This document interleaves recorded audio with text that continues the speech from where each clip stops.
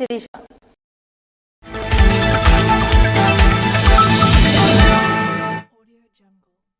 వనిత మండలం బ్రిడ్జ్ పనులు వేగవంతం చేయాలని నరసన్నపేట శాసనసభ్యులు భగ్గు రమణమూర్తి అన్నారు.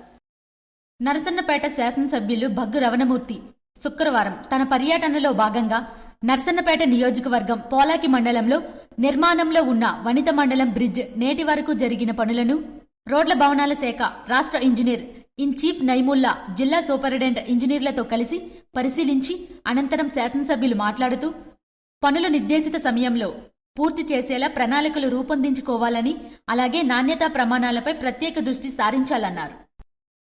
గురువారం పలాసలో ప్రపంచ కిడ్నీ దినోత్సవ వేడుకలు ఘనంగా నిర్వహించారు. గురువారం ప్రపంచ కిడ్నీ దినోత్సవం సందర్భంగా కిడ్నీ రీసెర్చ్ ఆసుపత్రి వైద్యులు ర్యాలీ నిర్వహించారు. సూపరింటెండెంట్ డాక్టర్ అల్లు పద్మజ ఆధ్వర్యంలో కిడ్నీ వ్యాధిపై అవగాహన కార్యక్రమాలు నిర్వహించారు. ఈ సందర్భంగా ఆమె మాట్లాడుతూ కిడ్నీ వ్యాధిగ్రస్తులకు సలహాలు, సూచనలు ఇచ్చారు. శారీరక వ్యాయామం, పౌష్టికాహారం తీసుకోవడం ద్వారా కిడ్నీ వ్యాధిని దూరం చేయవచ్చునని తెలిపారు.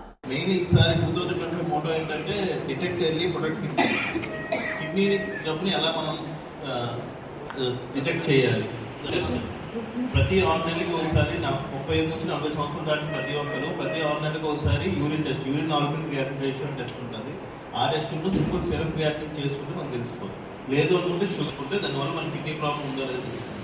తెలియడం వల్ల ఏమవుతుందంటే మనం మందులు పెట్టడం వల్ల కిడ్నీ జబ్బుని మనం అరికట్టవచ్చు. అంటే కిడ్నీ జబ్బుని నివారించలేమో అరికట్టవచ్చు. ఎందుకంటే కిడ్నీ ఒకసారి పాడైపోయిందంటే ఇంకా పాడైపోయినట్లే. దాన్ని మనం ఎంతవరకు నివారించగలమో అది మనం చూసుకోవాలి. రెండోది how to protect kidney disease అని మన కిడ్నీని మనం ఎలా కాపాడుకోవాలి. పడాల్సిన సూత్రాలు ఏంటంటే రోజు వ్యాయామం చేయడం, రెండోది ఫ్యాట్ ఫుడ్స్, ఈ జంక్ ఫుడ్స్ ఇవన్నీ తగ్గించాలి. నీరు ఎక్కువగా తీసుకోవాలి. రోజుకి మినిమం 3 నుంచి 4 లీటర్ల నీరు తీసుకోవాలి. తర్వాత షుగర్ తీసుకున్న పేషెంట్ రెగ్యులర్గా చెకప్ చేయించుకోవాలి. కిడ్నీ మందులన్నీ జాగ్రత్తగా వాడడం వల్ల మనం కిడ్నీని కాపాడుకోవాలి.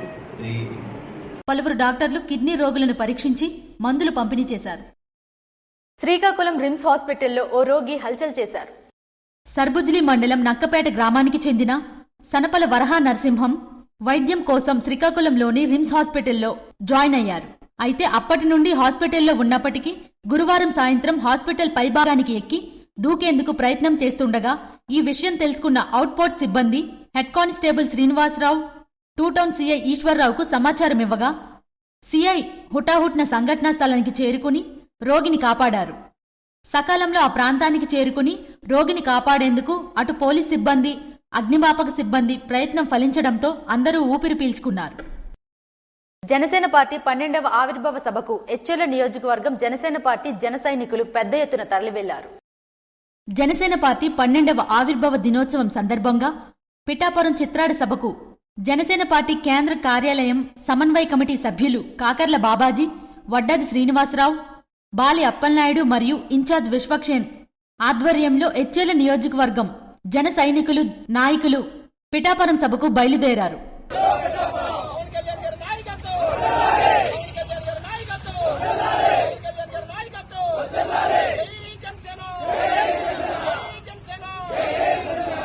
ఈ సందర్భంగా చలో పిఠాపురం సభను విజయవంతం చేయాలని వారు పిలుపునిచ్చారు.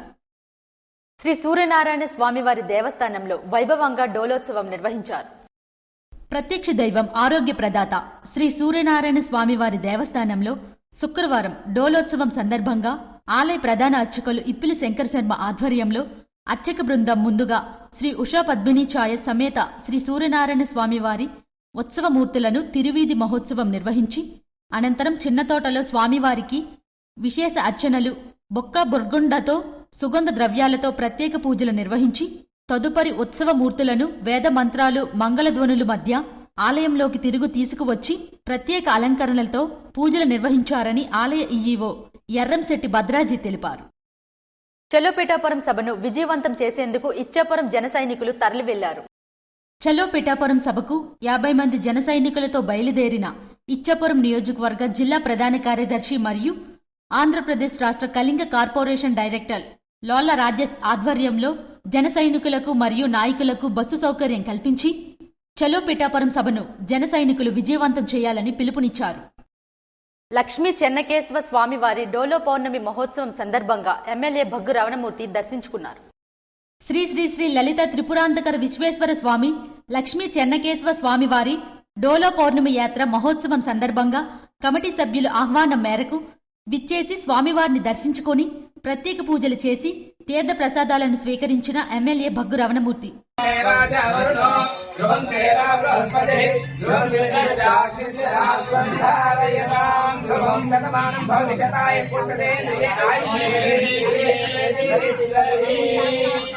వారితో పాటు కార్యక్రమంలో మండల పార్టీ అధ్యక్షులు మిరియాపల్లి వెంకటప్పల నాయుడు, మాజీ market committee chairman Bairi Bhaskar Rao, మాజీ సర్పంచ్ లావేటి కృష్ణ మరియు ముఖ్య నాయకులు, కార్యకర్తలు తదితరులు పాల్గొన్నారు.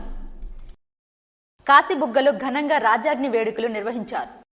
మానవుని జీవితంలో ప్రధాన అంశాలైన కామ, క్రోధ, మాడ, మాత్సర్యాలను అదుపులో ఉంచి ఉన్నతమైన జీవన విధానం గడపడమే రాజాగ్ని వేడుకల ప్రధాన అంశమని, వీటిని నియంత్రణలో పెట్టి మానవ జీవితాన్ని ముందుకు తీసుకువెళ్లాలని ఒడియా బ్రాహ్మణ పెద్దలు అన్నారు.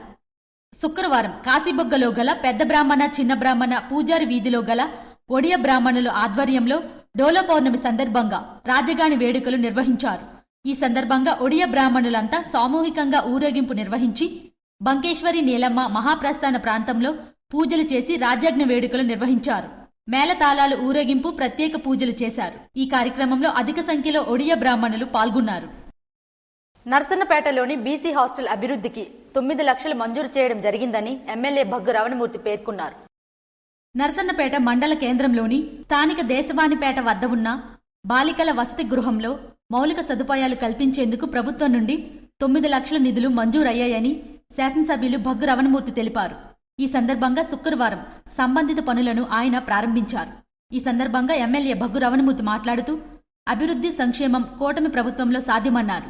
ముఖ్యంగా విద్యార్థినులు చదువుపై దృష్టి సారించాలంటే వారికి మౌలిక సదుపాయాలు అందజేయాలని, అందుకు కూటమి ప్రభుత్వం కట్టుబడి ఉందన్నారు. విద్యార్థినులకు మరుగుదొడ్లు, స్నానపు గదులు లేకపోవడంతో ఇబ్బందులు పడుతున్నట్లు తన దృష్టికి రావడంతో ఈ దిశగా నిధులు మంజూరు చేయడం జరిగిందన్నారు. ఈ కార్యక్రమంలో నియోజకవర్గ సమన్వయకర్త భగ్గు అర్చన, కూటమి నాయకులు, కార్యకర్తలు, ఇతర ప్రజాప్రతినిధులు, అధికారులు మరియు ఉపాధ్యాయులు, విద్యార్థులు తదితరులు పాల్గొన్నారు. రాష్ట్ర బీజేపీ నాయకులు ఘనంగా హోలీ సంబరాలు జరుపుకున్నారు. మాజీ ఎంపీ జీవీఎల్ ఇంట్లో బీజేపీ నాయకులు హోలీ సంబరాలు జరుపుకున్నారు. ఈ సందర్భంగా కేంద్ర న్యాయశాఖ మంత్రి అర్జున్ మేఘవాలాని, ఎచ్చెర్ల ఎమ్మెల్యే నడికుదుటి ఈశ్వర్రావు మర్యాదపూర్వకంగా కలిసి హోలీ శుభాకాంక్షలు తెలిపారు. అలాగే విజయవాడలో హోలీ మిలన్ కార్యక్రమంలో కార్యకర్తలతో కలిసి హోలీ సంబరాల్లో పాల్గొన్న బీజేపీ రాష్ట్ర అధ్యక్షురాలు ఎంపీ దగ్గుపాటి పురంధేశ్వరి. నర్సన్నపేట భూముల రికార్డుల్లో అవకతవకలు జరిగాయని ఎమ్మెల్యే భగ్గు రమణమూర్తి అసెంబ్లీలో ఆవేదన వ్యక్తం చేశారు. సారవకోట మండలంలోని కోర్మానాథపురం, రామకృష్ణపురం గ్రామాల్లో భూముల రికార్డుల్లో అవకతవకలు జరిగాయని నర్సన్నపేట శాసనసభ్యులు భగ్గు రమణమూర్తి అసెంబ్లీలో ఆవేదన వ్యక్తం చేశారు. కోర్మనాథపురంలో 50 మందికి ఒకే ఖాతా నెంబర్ ఉండటం, ఒక వ్యక్తికి 2-3 ఖాతా నెంబర్లు ఉండటం, ఆధార్ అనుసంధానంలో తప్పులు జరగడం వంటి అస్తవ్యస్త పరిస్థితులు ఉన్నాయని పేర్కొన్నారు. రికార్డుల్లో ఒకటి, పాస్బుక్కుల్లో ఒకటి ఉండడంలో రీసర్వే జరిగిన గ్రామాల్లో స్పష్టంగా సర్వే చేసి ఎవరి హక్కులతో వారికి పాస్బుక్లు ఇవ్వాలని డిమాండ్ చేశారు. రామకృష్ణపురంలో 133 ఎకరాల పల్లపు భూమి, 60 ఎకరాల మెట్ట భూమి రైతుల సాగులో ఉందని, అయితే పర్లాకిమిడి రాజులు 48 ఎకరాలు పల్లం, 10 ఎకరాల మెట్ట భూమిని రాధాకాంత స్వామి పేరున ఇవ్వడం జరిగిందని, గత ప్రభుత్వంలో ఆ భూమి రికార్డులు కూడా మార్పు చేయడం జరిగిందన్నారు. కోర్టులో పెండింగ్లో ఉన్న రికార్డులను తారుమారు చేశారని ఆరోపించారు. రికార్డులను సరిచేసి ఎవరి హక్కుల ప్రకారం వారికి భూమి చెందేలా చూడాలని, ఈ పాస్బుక్లు తయారు చేసినప్పుడు న్యాయం చేయాలని కోరారు. ఈ 2 గ్రామాలను ఉదాహరణగా తీసుకుని ప్రత్యేకంగా సర్వే చేస్తే లోటుపాట్లు తెలుస్తాయని, రాష్ట్రంలో కూడా ఇదే పరిస్థితి ఉందని, కొత్త ప్రభుత్వం వచ్చాక కొత్త ఊపిరి వచ్చిందని సభ్యులు పేర్కొన్నారు. ఈ సందర్భంగా భూముల సమస్యలను పరిష్కరించాలని భగ్గు రమణమూర్తి ప్రభుత్వాన్ని కోరారు.